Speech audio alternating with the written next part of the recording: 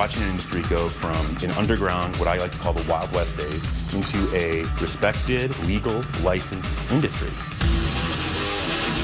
There's endless business opportunities. It's like the internet boom. Do you represent the new generation of cannabis entrepreneurs? This is America's new hot industry. So it's always important to make sure that you have high-quality pot. With the medical marijuana, you take a hit of it, you're starting to feel, okay, I hurt, but I really don't care that I hurt. We know that the production of marijuana supports all the other drugs. It's tied into so many other crimes. Wait, search warrant!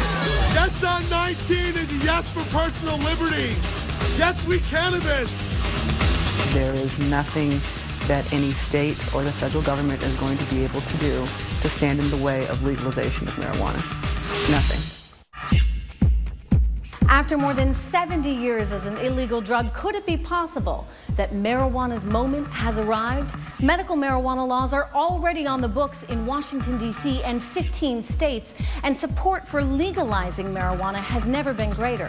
I'm Trish Regan. In the next hour, we'll take you inside a flourishing pot industry, one that's moved out of the shadows and into the mainstream of American life.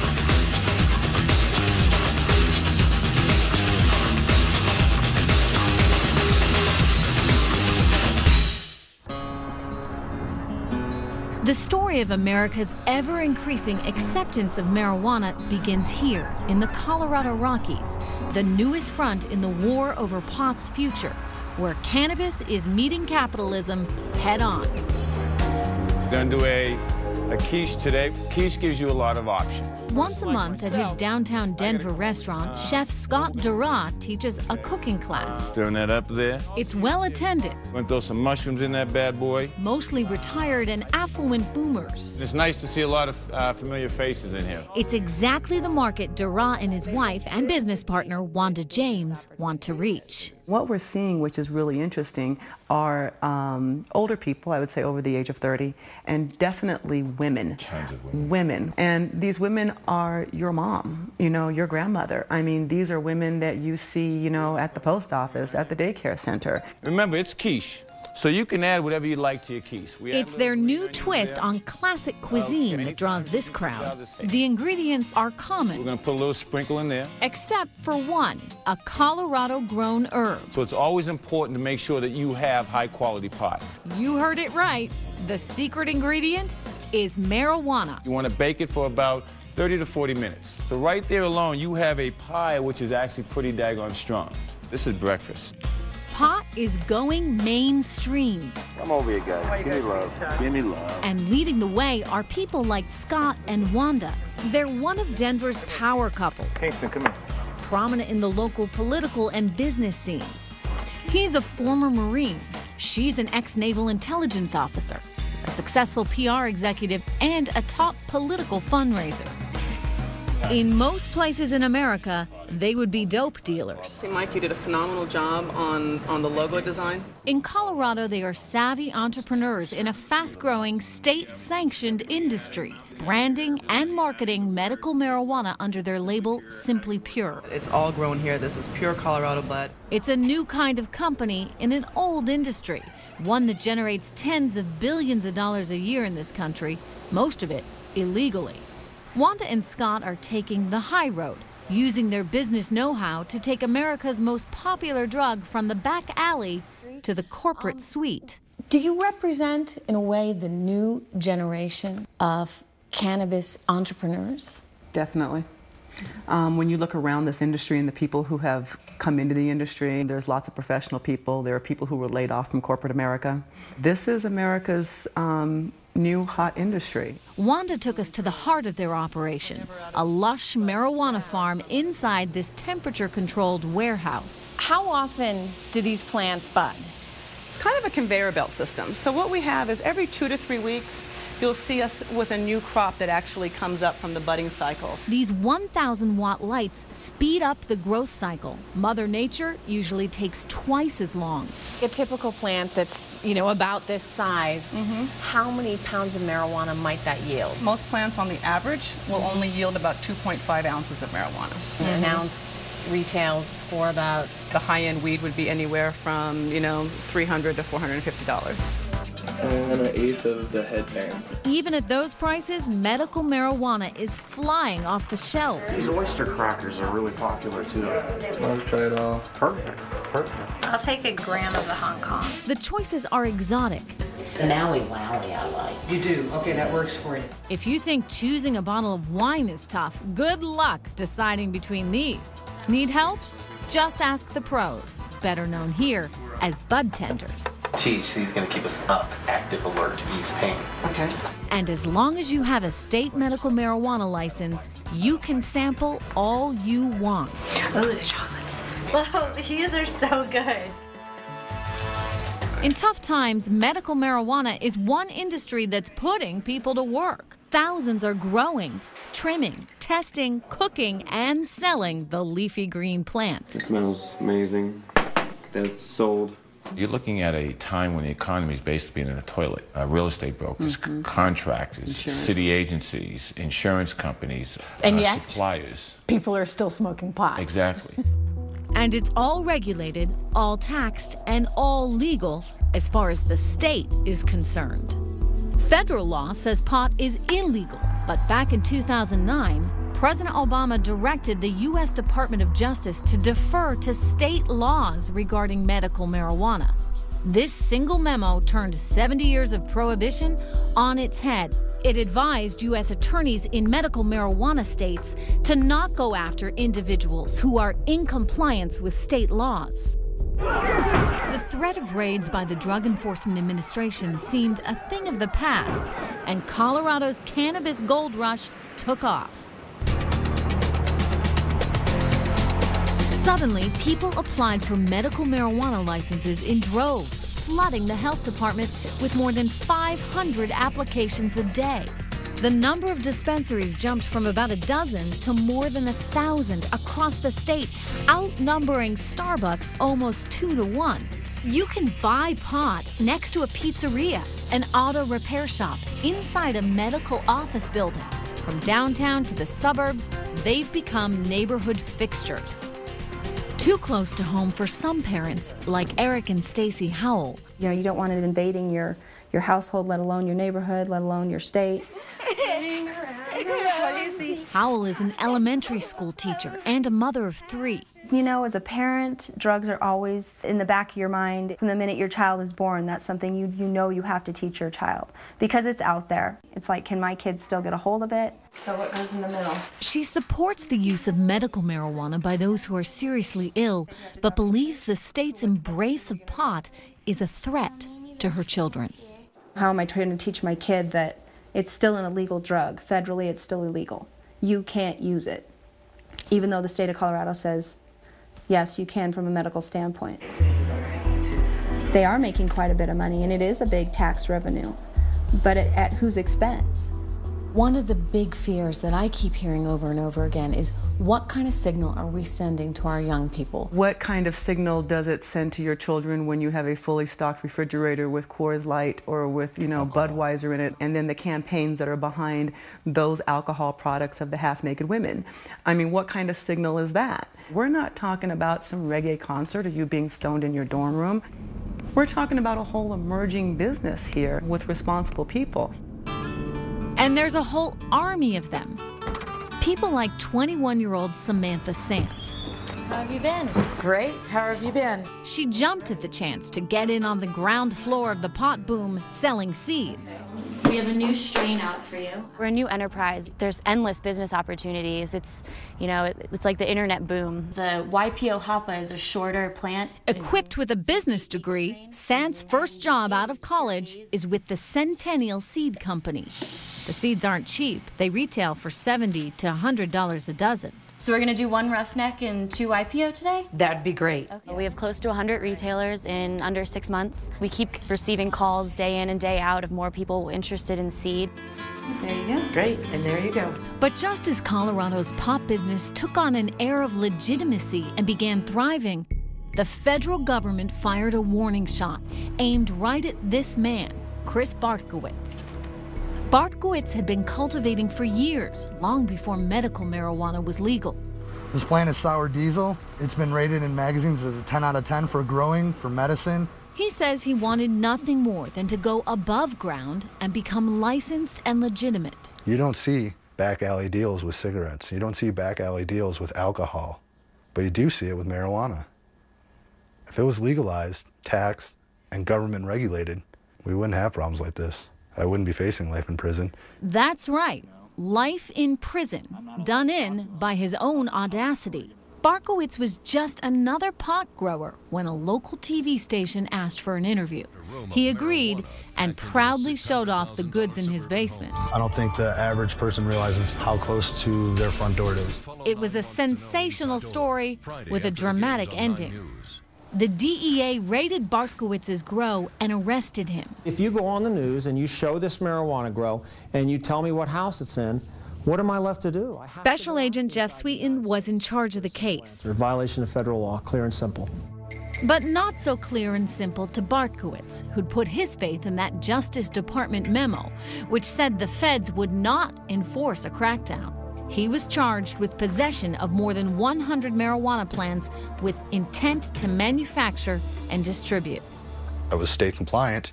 I had no fear. I was not worried about the feds coming. But you knew you were in violation of federal law. Not according to the memo, I wasn't. No state charges have been levied against me, and no state investigation was conducted. Why would I even have a hint of fear of the federal government? With a prior drug conviction, Bartkowitz was looking at 40 years to life. He pled guilty and is awaiting his sentence, hoping to reduce it to 5 years. With so many medical marijuana businesses here breaking federal law, Bartkowitz's story sounded the alarm. But Wanda and Scott are taking their chances. Doesn't it make you a little bit nervous?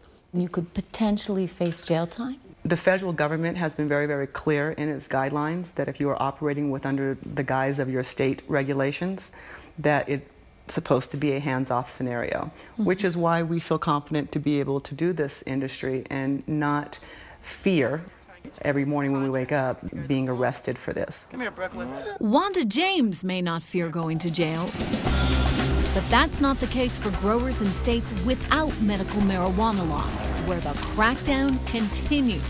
That's coming up. But first, take this with your ID and inside a cannabis clinic. Is this doctor healing sick patients? Open wide and say, oh, let's see. Or just giving potheads permission to get stoned? 1, 2, 3, cannabis. Aiding or abetting? When Marijuana USA continues.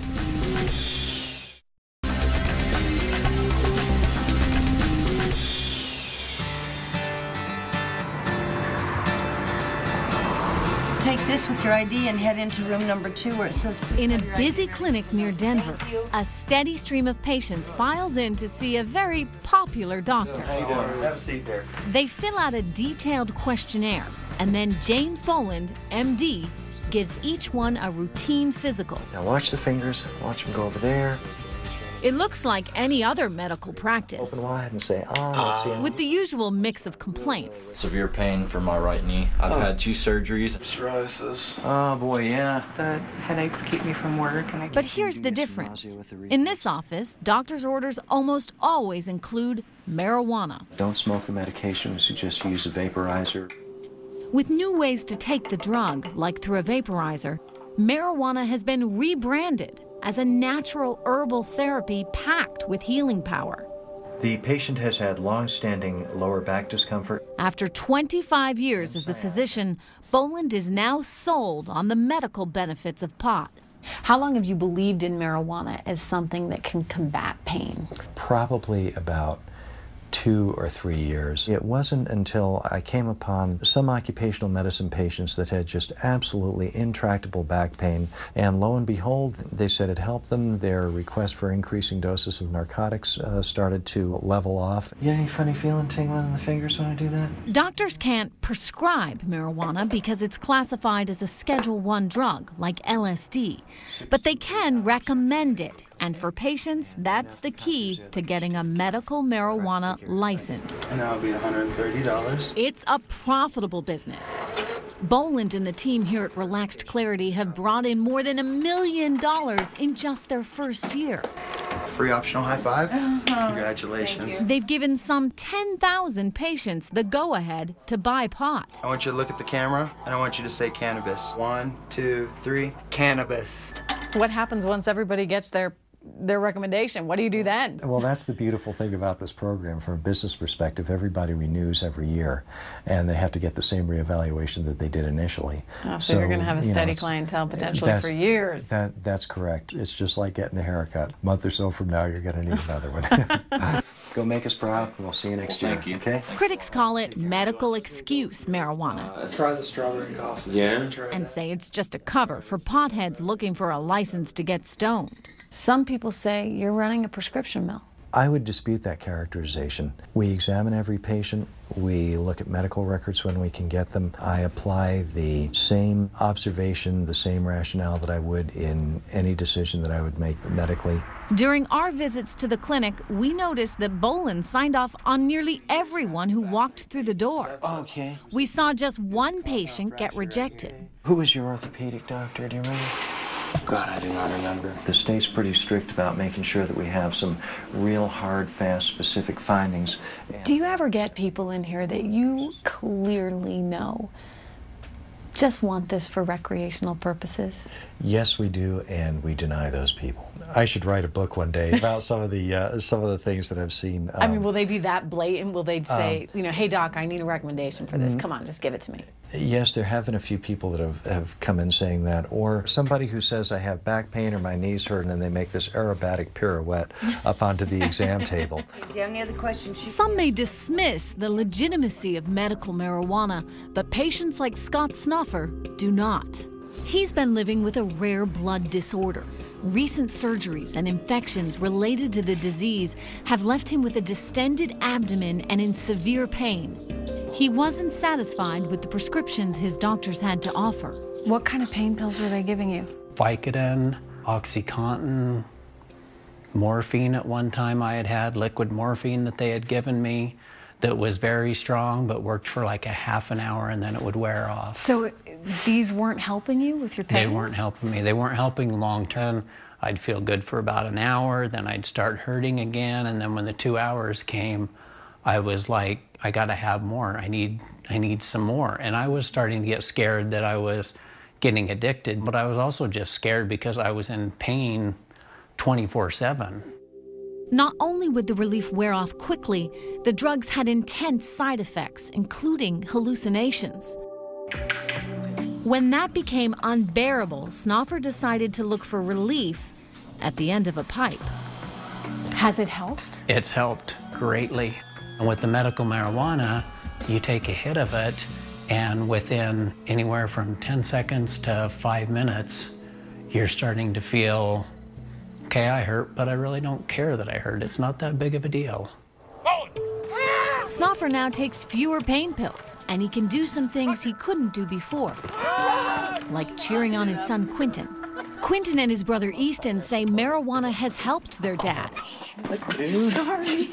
Has the marijuana made that big a difference? It really has. He's more with it. He knows what's going on, and we can talk to him now. Yeah. He finishes his sentences. See, your dad's more like your dad. Yeah. Yeah. He's back. It's stories like these, advocates say, that make the case for medical marijuana. But among scientists, it's much more controversial. I am actually very excited about the components to marijuana as potential medicines, but It has to be data-driven. It can't be anecdote. Meg Haney, a professor at Columbia Medical School, directs a marijuana research lab. She says the jury is still out. So many people swear by marijuana. They say this is the best medicine for them. Clearly, I have empathy for people who are suffering, and I understand that for them marijuana is quite effective. But there's a process within the FDA in which we compare a drug to a placebo, and we determine that it works. So people who say marijuana is going to be effective where there is no evidence makes me very uncomfortable.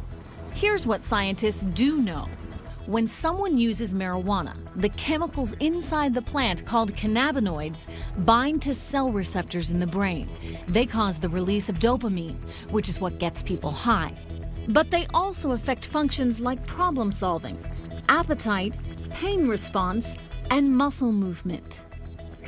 In her research, Meg Haney confirmed what many know from personal experience, that THC, the chemical compound in marijuana, can increase appetite and relieve nausea. How much pain you're experiencing. Other scientists see strong potential for treating neuropathic pain and muscle spasms. While Haney recognizes the drug's medicinal promise, she warns of the small but real risk of dependency and the harmful effects smoking has on the lungs. She cautions against its widespread use as a cure-all. Marijuana has essentially been rebranded as the new herbal medication. Do you buy into that at all? Well, actually, herbal medications also make me uncomfortable because they also are absent in data. So what people don't realize is that the scientific investigation of cannabinoids is really very young. We don't really know enough under very carefully controlled conditions the potential medical benefits. Large-scale clinical evidence is years away. Inhale for 5 seconds. Research has been hindered, advocates say, by federal restrictions. And how much pain are you in right now? Breath here. In the meantime, Boland and the 1,200 or so physicians in Colorado recommending marijuana are in uncharted territory, caught between conflicting state and federal laws. All right, thank you very much. Be safe now. You're in this real kind of no man's land where there's some regulation, but not a lot of regulation. And the medical community doesn't thoroughly recognize this. You're definitely walking a little bit of a tightrope and sailing between a lot of reefs by doing this, yes. But there are a lot of patients for whom this is the last best hope for a quality life. Whether medical marijuana is real or a ruse, it has taken root across the country. But some states are having no part of it. I look out west, and my fear is if we ever give up any ground, are we going to be battling that here in Kentucky? Are we going to be running gun battles over marijuana? A trek to Appalachia when Marijuana USA returns.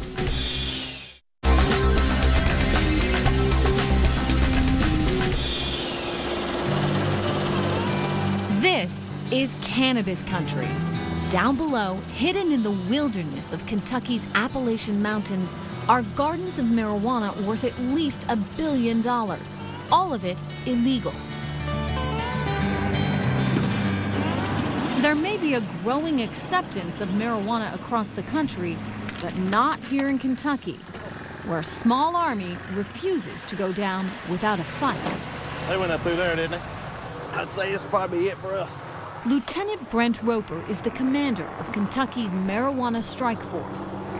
He leads 120 men and women from state and federal agencies as they hike up and down plunging hills. They work in 95-degree heat and extreme humidity, combating the relentless onslaught of weed. We have a pill problem, a meth problem. We've got other drug problems, just like everybody else does. But ours in Kentucky have one thing all in common, and that is marijuana is supporting all these other drugs because it is the most profitable. When you're getting $3,000 a pound for marijuana, now you see where the money's at. Lieutenant Roper was raised in eastern Kentucky and knows that pot has always been part of the culture here.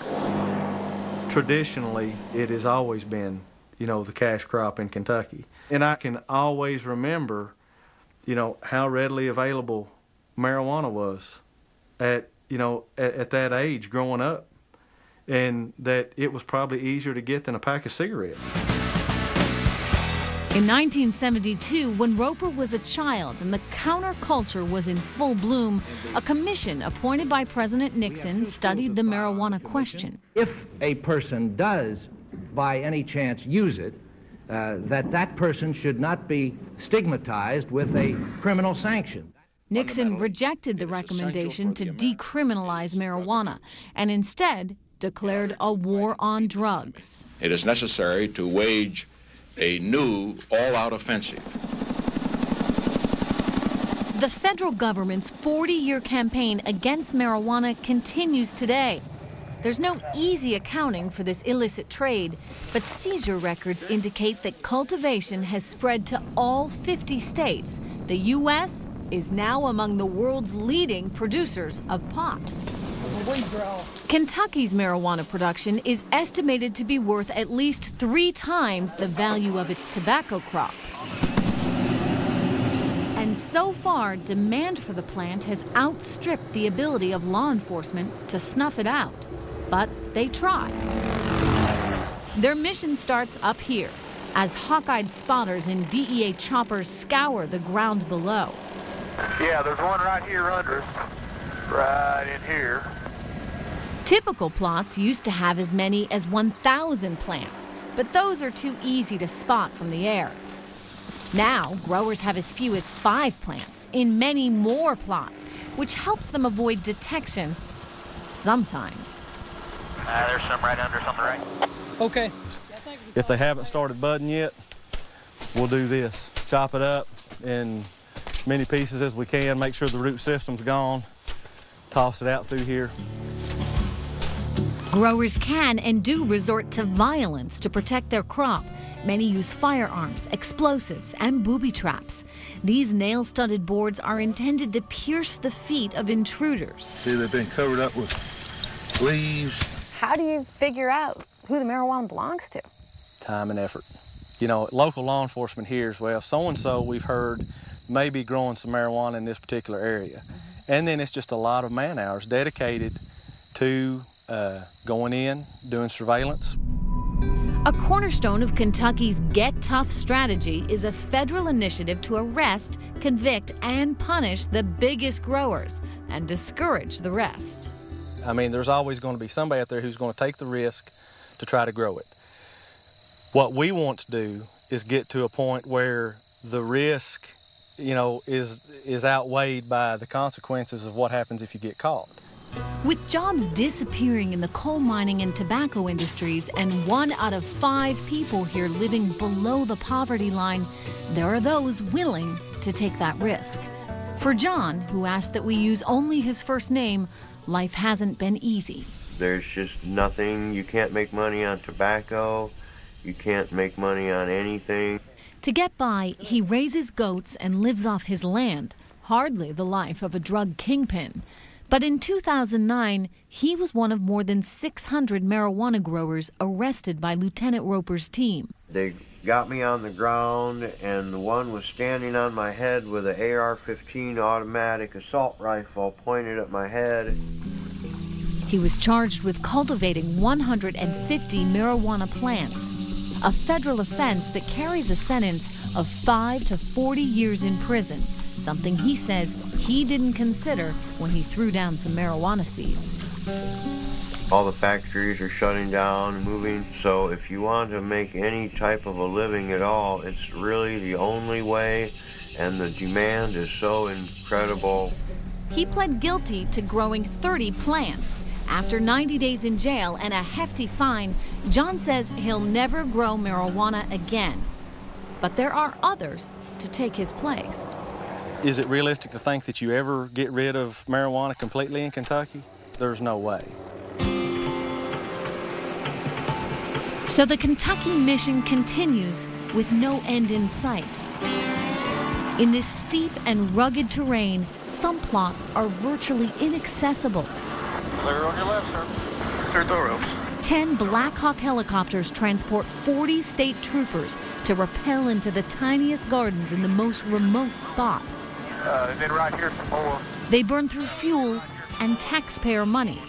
$800 an hour, 8 hours a day, $1.4 million a year. How many plants is that?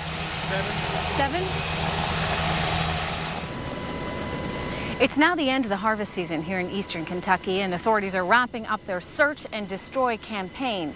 They've actually confiscated less marijuana this year, but they say that's not a sign of failure, but rather proof that the state's zero-tolerance policy actually works. How can it be a success if you're cutting fewer plants? You know, in the early 90s, if you're cutting 1 million plants, but you're only getting maybe 30% of it, you know, it's a start. Where we've progressed to in 2010 is we're cutting, 250 to 350,000 plants. The snapshot is we're probably getting around 60% of what the plant count is here. By the end of the 2010 season, Roper's team destroyed more than $600 million worth of marijuana. And he vows that Kentucky will be the last state ever to legalize pot as just another taxable commodity. Why would anybody ever consider that legalizing one more drug, especially one that we are winning, why would you ever consider that just for money? Because in the end, you're going to lose. You'll lose. And that's the fear, that legalizing pot would lead to more people smoking, more crime, and more dangerous drugs. Or would it? You go to many places like this where people are smoking in the street and the police don't say nothing. And I think it's a good policy. When we come back, a trip overseas to the most permissive pot culture in the world. And no, it's not Amsterdam. That's next when Marijuana USA returns.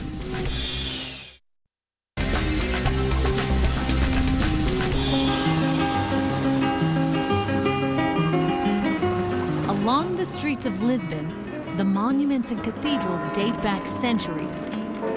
Portugal is a country steeped in tradition and also home to an unlikely policy designed to address a modern drug crisis.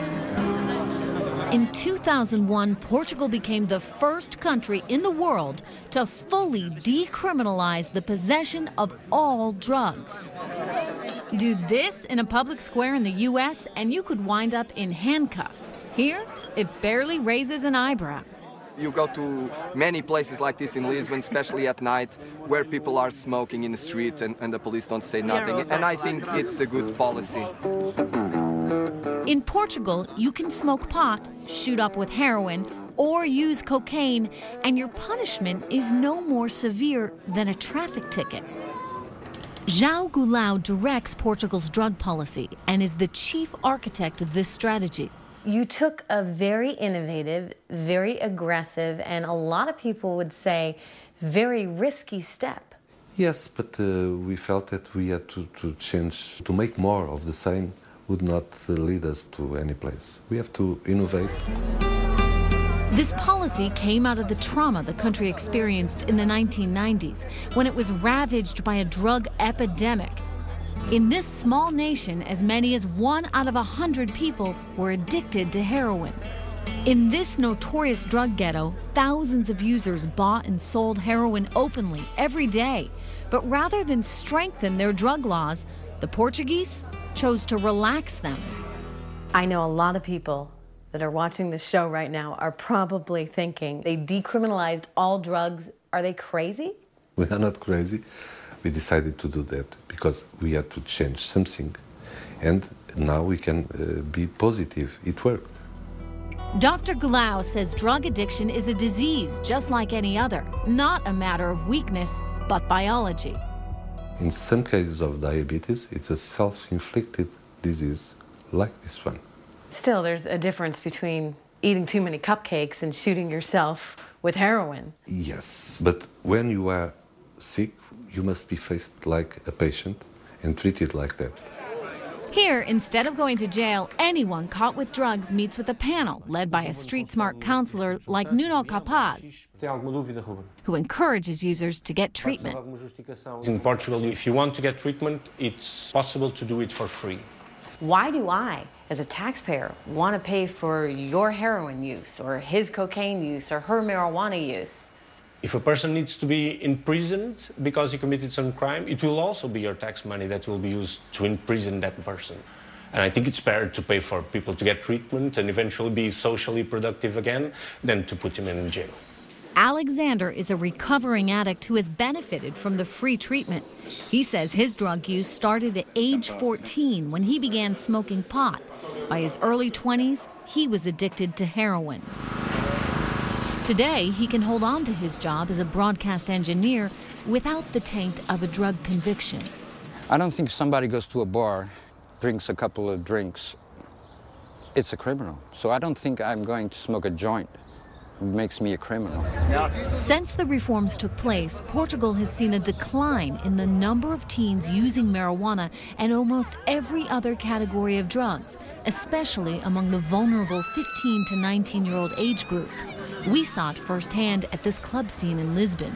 So have you ever used hashish? No, never. Why not? It's bad for us. It's bad.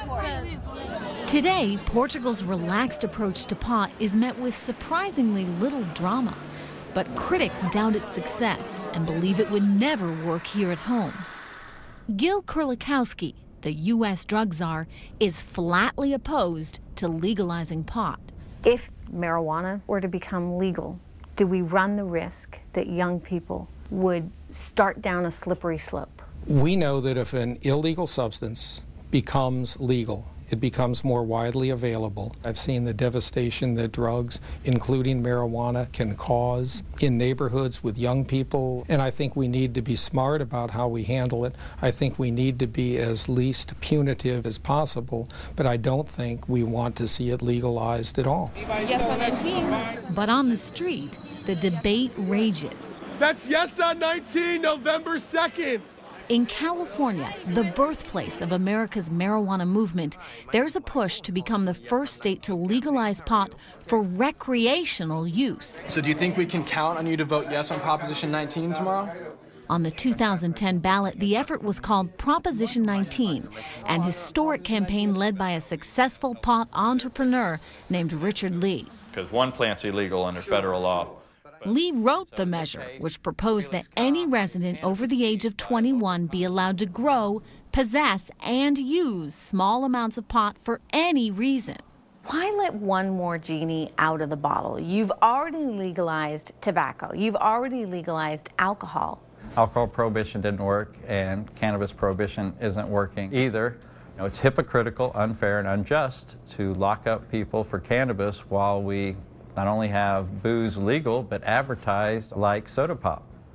Medical marijuana is already legal in California. The Royal Kush is pretty good, too. And this Oakland neighborhood may be the unofficial capital of the state's thriving pot culture. Here, Richard Lee runs his cannabis college, called Oaksterdam University. This is very different from the storefront operation that you guys used to have. Yeah, this is our new 3-story, 30,000 square foot facility. We've had about 130 classes and over 12,000 students. The classes at Oaksterdam are unique, teaching students the best techniques for growing and selling marijuana. If you're growing in a space this size or even double this size, you're not going to need more than 2 lights.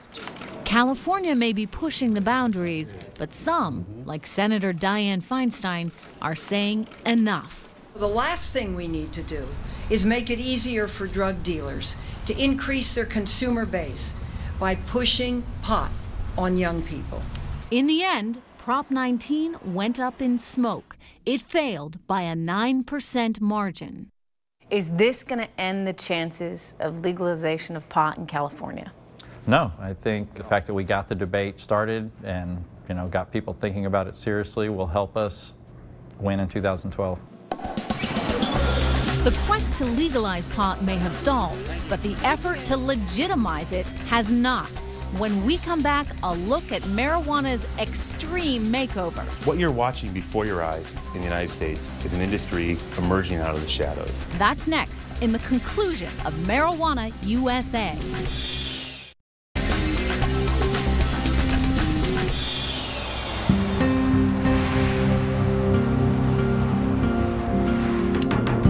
Across Colorado, they are springing up like weeds. Pot gardens, like this one, owned by Scott Dura. one of a growing breed of entrepreneurs making the most of the state's new medical marijuana laws.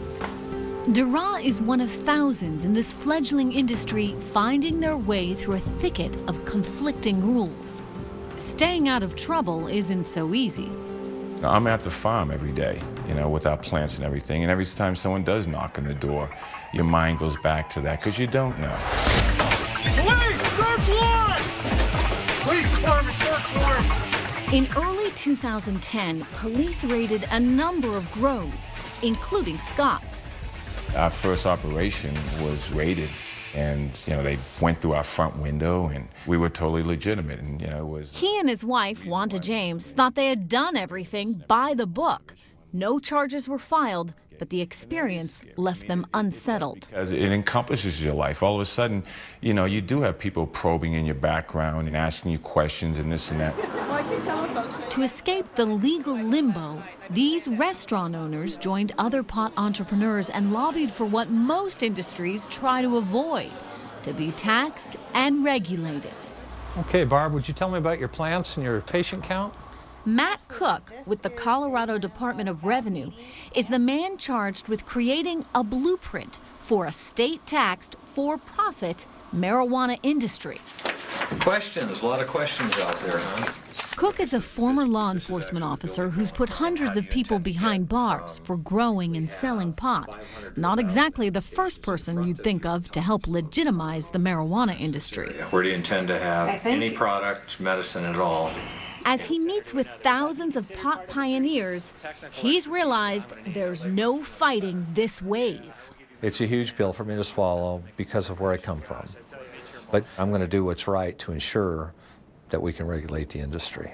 If he can't beat them, at least he can keep them in line. We can't issue a license till local governments approved it. What's driving is the need to get it regulated, to get it under control, to ensure that the medicine that patients are receiving meets quality standards, and to ensure that the black market industries, the cartels, and all the other bad guys out there aren't profiting from it.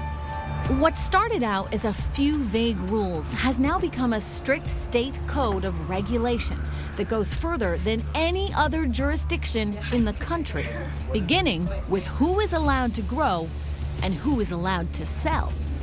You cannot have any felonies within the last 10 years. You can have to be able to show years of your tax returns. There we go. Okay. That looks good. Everyone involved in the marijuana business, even investors, must be fully licensed, requiring rigorous background checks and steep fees. Okay. You're all set. Wanda James and Scott Dara have spent more than $25,000 on application fees alone. That was a very expensive, it was a 26-page application that wanted everything from your high school diploma to any divorce that you've ever had.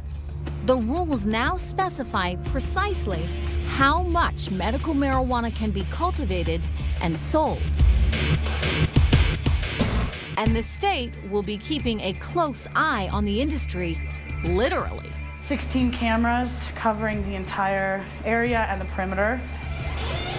Every marijuana grow and retail facility is required to install 24-hour live cameras that feed directly to Matt Cook's enforcement office. He's tracing the money and the product from seed to retail. Cook says the new code will be strictly enforced. Violators will be subject to two kinds of actions. I can fine them up to $100,000 for a violation of the law, and a criminal sanction. We can arrest them and make them go to court. Do you ever just shake your head and say, oh my God, this is too much regulation? Every morning, every morning. But I got to tell you, there's a sense of pride in which we go through this, because we know that this is just the beginning, and we know that this was going to be difficult, but we were thrilled to be part of the boom of what is happening. They're just not going to get the consistency that you guys will, and that's even before the state stepped in. Wanda James and Scott Dara say they made quality control a top priority and had their marijuana tested at an independent laboratory.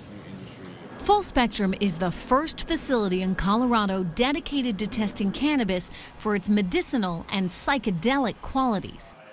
Bob Winicky, the company founder, tests a lot of pot.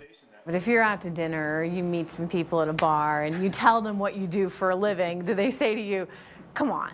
This probably is not as fun as it sounds at first pass. Everyone thinks that we're a bunch of guys sitting around a table smoking pot and saying, oh, this one's better than this one.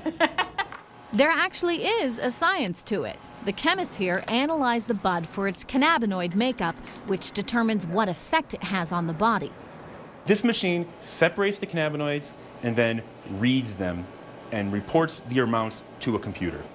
What happened to the days where someone said, gee, this really makes me feel good? Now suddenly they want to test it? You're watching an industry go from an underground, what I like to call the Wild West days, into a respected, legal, licensed industry. Not since you saw alcohol come out of Prohibition has anything similar to this ever happened in this country. Winicke's scientific analysis has been crucial to Scott and Wanda as they roll out their new venture, Simply Pure, a line of cannabis-infused edibles.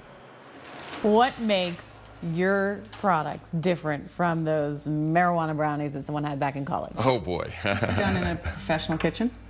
Our consistency, every time you have one of our products, they will affect you the same all the time. It's like going to Starbucks. You know what you're going to get every time you have one.